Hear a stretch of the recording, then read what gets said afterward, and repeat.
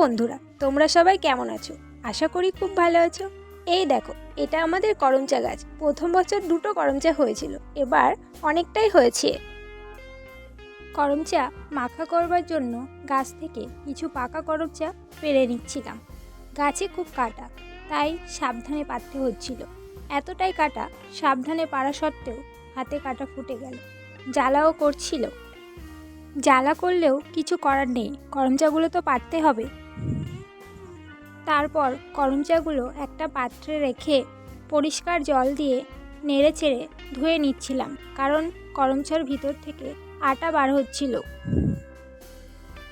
মা বলছিল দেখতে পুরো কালো জামের মতো লাগছে। সত্যিই তাই, পুরো জামের মতো লাগছে।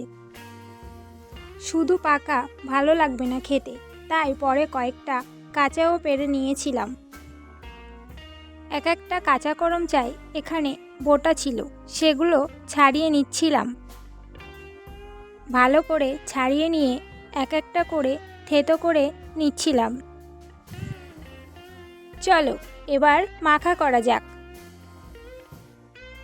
কাঁচা লঙ্কাগুলো এখানেই থেতো করে নিলাম।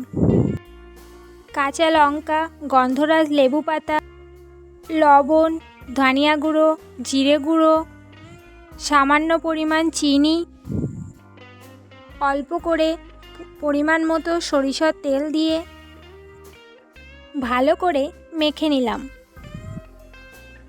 মাখতে মাখতে জিভে জল চলে আসছিল।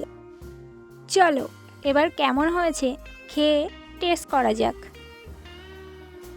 নোনতা, টক, ঝাল, মিষ্টি সব মিলিয়ে দারুণ হয়েছিল খেতে, জাস্ট অসাধারণ।